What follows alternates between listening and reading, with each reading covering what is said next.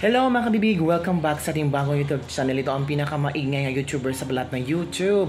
Ako si Kabibig, maglebak-lebak na tayo with evidence. Nako, grabe. Baka hindi ka maniwala sa latest trending news ngayon na, nako po, nangunguna ang Pinipilaban. Oo, sa latest survey mga kabibig, grabe, nakakawindang. As in, number 1 si Bongo. Ito ay base sa ArcLight's Senatorial Preference Survey as of, kailan ba to? 7th run. So, pang-pitong senatorial survey nila mga kabibig. So, grabe, ang dami mga kabibig. Okay, ito ha. Numbers don't lie. Nagsalita na ang mga netizens. I think they're using social media ba? Kung gaano ba kalakas ang Pinipilaban at yung ibang mga politiko na mga kabibig. Numbers don't lie talaga. Ito na ha. Ito ang top 1. Bongo nakakuha ng 45,862 votes. Pangalawa, De La Rosa nakakuha ng 44,614 votes. Pangatlo, hala si Pastor Apollo Kibuloy. Take note mo ha. Ito si Pastor Apollo Kibuloy. Ito yung niyoraka ng todo. Parang, ano ba? Yung parang after nagamit ni Pastor Apollo Kibuloy sa eleksyon noon, after pinagamit niya ang SMNI, after pinagamit niya ang kanyang network para mabigyan ng tinig si BBM, ay talagang kinalimutan ang nabigay na kontribusyon ni Pastor Apollo Kibuloy. Pero katulad ni BP Sara, nakalimutan na, di ba? After nagamit, binasura. Pero yung mga binasura at tinamakan noon, naku, babangon ulit. Oo, babangon ako, dudurugin kita. Ganun kami, big ba? Si Pastor Apollo Kibuloy, number 3 na may 44,211 votes. Pang-5, si Attorney Jimmy Bundok, mga kabibig. Grabe. As in, ang mga tao ay nag-karaoke na ngayon. Oo, mga kabibig, kasi grabe yung Pinipilaban ba? Oo, parang pasok na pasok sa banga.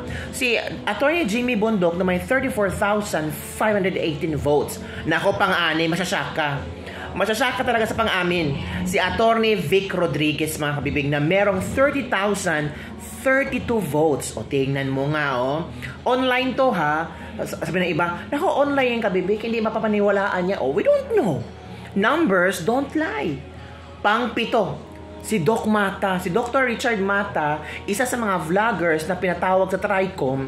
Well, that calling ay parang nabigyan ng platform. Mas lalong nakilala si Doc Mata. Kaya pang-7. Nako, pang-8, si Atty. Lambino. O, tingnan mo ha. Kababago-bago lang pumasok sa politika.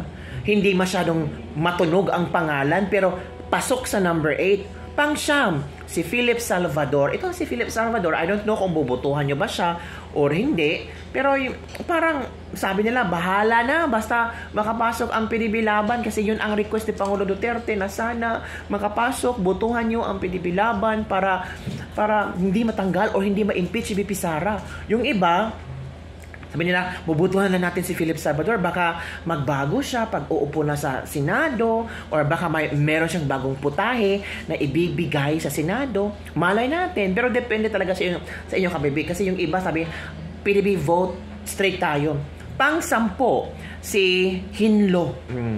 Tapos, pang-11, nako. Shocking ha, 11, si Bam Aquino. Take note. Si Bam Aquino. Kasi, bakit naging top 11 si Bam Aquino? Kasi hindi siya hindi siya negative campaigning. Ang ginawa niya is ang sinabi niya na tawag dito, nakausap niya ang mga tao, tapos gusto niyang malaman kung ano ang mga problema ng mga tao. And he also asked kung ang impeachment case ay isa ba sa mga problema ng mga tao. Ang sabi ng mga tao na kinausap niya, they don't care about impeachment case. They cared about food, security, at ang drogas. So, bale, mas merong time si Bam Aquino to connect to the people, to talk to the people. Kaya parang naramdaman nila na si Bam Aquino ay pwedeng pang 11 spot. Pang 12, Ping Lacson. O, diba si Ping Lacson? Pasok na pasok si Ping Lacson. Si Ping Lacson ay isa sa mga tumatakbong senador sa alyansa ni BBM. Diba mga kabibig? So, yun na nga mga kabibig, this is not an official poll, but rather a reflection of the senatorial preferences of ArcLight followers. So, this is based on ArcLight Facebook fan page. Meron silang, ilan ba yung Facebook fan page? Ang dami nang nag-follow sa kanila. Try to check their Facebook fan page. Ito naman komento ng ating mga netizen. Dapat wala ng Aquino na makapasok sa gobyerno. Tapos, straight PDB laban, no to Aquino at Lacson. Na-shock sila. Bakit ito nasali si Aquino at saka si Lacson? We don't know. People like them. Diba? May mga pinklawan naman na solid or mga dilawan na solid sa mga Aquino. So, baka may mga dilawan din na mga followers sa ArcLights. So, bumoto sila. Puro naman niyang kalokohan. Upgraded na po ang mga Pilipino. Alam na mga Pilipino kung sino ang kanilang iboboto. Marami pong nagbago sa mga butante sa Mindanao. 'Di ba mga kabibig? So, kaya nga kabibig, hindi natin ma-speculate, hindi natin maano ba noon unang panahon na ang malakas CMD or malakas ang grupo ni Gloria, yung madali nating ma-predict. Pero ngayon parang iba na eh. Palaban na ang mga senatorial candidates, di ba mga kabibig? So, tingnan natin kung ano ang mangyayari sa senatorial candidates natin, kung sino makapasok, tapos malapit naman sa May 2025. So, iba't ibang mga proclamation rally na nangyari, iba't ibang klase ng siraan, mga tinatawag na team suka, mga team sinusuka, yung mga team kain suka, ang daming mga trending na pinag-uusapan ng mga tao ngayon. Lalo na itong si BBM na talagang nanguna sa negative campaigning. Pero sabi naman ng COMELEC, walang problema sa negative campaigning because it's still part of the election mga kabibig. So sana, huwag masyadong siraan kasi ang pangit naman kung puro siraan na lang mga kabibig, di ba? Ito pa mga kabibig, naku, as in, super duper excited na ang mga tao kung sino ang kailang iboboto. Sabi nila ko ngayon ang eleksyon. Sino kaya mananalo? PDP Laban or Alyansa? O itong grupo ng mga pinklawan? Si Franz Castro, si Franz Castro hindi nakapasok sa kung ano-ano mga senatorial surveys, no? Sino pa ba? Si Arlene Brosas, tumatakbong senator din. Diba? Si BP Sara, kanyang kanya nang itinaas ang mga kamay ng PDB Laban. So talagang labanan ito. Pero in fairness si VP Sara hindi pa umaten ng any proclamation rally ng PDB Laban. Yan ang napaka-exciting mga kabibig kasi ano kaya ang speech ni VP Sara kung if ever a-attend siya sa PDP Laban. Meron ka siyang gagawin na negative campaigning laban kay BBM. Kasi si BBM siya yung nag-lead sa alyansya. Siya palaging unang magsasalita. Siya yung parang, parang hinihikay niya mga tao na botohan itong mga senador niya. Kasi mga hindi kurakot, talagang magserbisyo, hindi mga baguhan sa pangserbisyo. Yun ang mga palaging tawag dito, sinasabi ni BBM. Kaya nga mga tao sabi, nako, yung mga statement ni BBM, parang narinig na namin yan sa mga nakaraang eleksyon.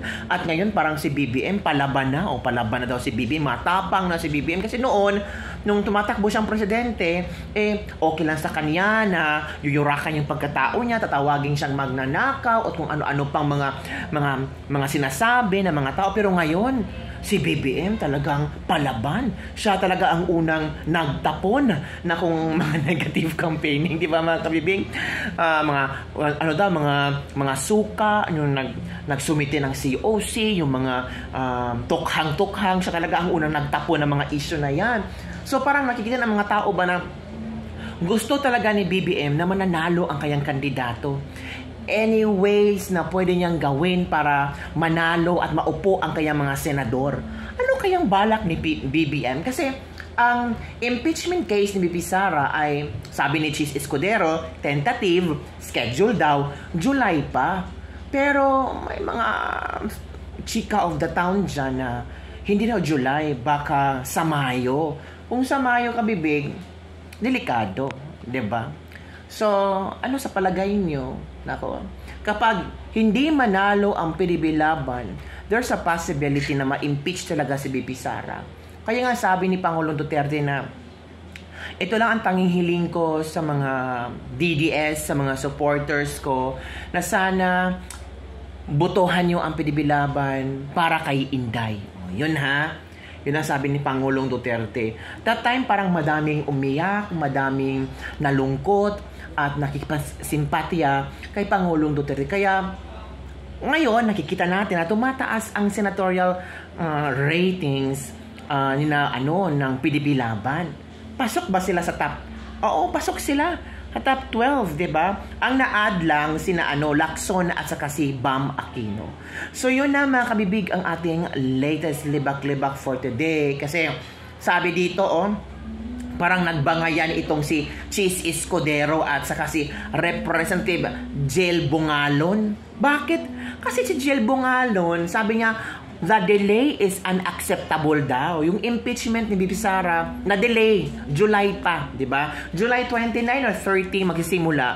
Tapos, unacceptable daw, sabi ni Representative Jill Bungalon. Sabi niya ha, the delay is unacceptable. Kasi ang paniniwala ko riyan, justice delayed is justice denied. Ay, ramdam niya na mabasura ang impeachment kay si VP Sara. Sabi pa niya, ang aksyon ng ating Senado bilang sila under the Constitution ay may kapangyarihan na magbigay ng desisyon. Dapat gawin agaran. Yun ha. Parang nag-aaway na yata ang Kongreso at Senado ngayon ha. Parang ramdam ko na may girian. Kasi ang mga kongresista, gusto nang, impeach na tayo, impeach na si VP Sara. Bilis, forthwith, yan, madalian. Sagot naman ni Cheese Escudero, doon sa sinasabi ni Congressman Bungalo na gusto silang mas maaga, gawin nila ng parang maamyendahan nila ang saligang batas. Dahil nakalagay doon, makakapagsimula lang kami kapag may sesyon ang Senado. Boom! Pahiya. It means, Regil Bungalon hindi marunong magbasa ng saligang batas. Pahiya napahiya si representative. Oo mga kabibig. Kasi, sabi ni Cheese Escudero, si Cheese lawyer to, sabi ni Cheese Escudero, gawin nyo, ibahin nyo, amyendahan nyo ang saligang batas. Kung gusto nyo mag-impeachment na. O di na, parang supalpal si Jill Bungalon, parang, si Cheese, lawyer niya, ikaw ano ka ba? Wala pong sesyon ng Senado. Bakit ba naman kasi final nila 2 oras bago kami mag-adjourn? Yun din ang mali ng mga kongresista. Hindi nila nakita. I don't know kung meron ba nakikita or meron bang plano sila, 'di ba? Baka sabi ng mga kongresista, okay, i-file natin 2 hours before mag-adjourn para yung mga senator na tatakbo, wala silang magawa kundi magsesyon. Ay nako, si Senator Tolentino nag-manifest na mag-close na sila sa sesyon. Hindi, nag-close sila. Walang objection. Hindi, Kongreso nagalit. Gusto nila pag submit nila the next day, session agad. Diba mga kabibig? Ay, nako mga kabibig. Busy sa impeachment, walang accomplishment. Tama mga kabibig. So, yun na nga mga kabibig until now, talagang ang Kongreso hindi pa rin nanahimik ang mga kaluluwa nila. Hindi pa rin sila makatulong hanggang nandyan pa rin nakaupo si VP Sara. Bakit kaya ano kaya ang kasalanan ni VP Sara sa kanila? Ano bang malaking kasalanan ni VP Sara sa mga kongresistang ito? Wala namang inaway si VP Sara sa mga kongresistang ito. Sabi ng iba, buti ang ating Senate President ay si Cheese Escudero kasi marunong sa batas. Marunong sa batas si Cheese Escudero. Hindi mo ma-small yan. Pero we don't know, later part, baka may pagbabago sa mga hangin, na baka maiba ang amoy ng hangin ni Cheese. 'Di ba? Baka tawag dito, magbago ang bagyo ng kapalaran, baka gusto na ni Cheese magsimula agad-agad. Pero I don't think so, mga kabibig. Parang hinihintay ni Cheese na makaupo ang bagong mga senator. And Cheese is very fair naman. Natapos na ang session, may nag-manifest, walang nag-object, adjourn. So yun lang po mga kabibig ang ating latest Libag-Libag for the day. Don't forget to like, subscribe, and share this video. Bye everyone! See you next time!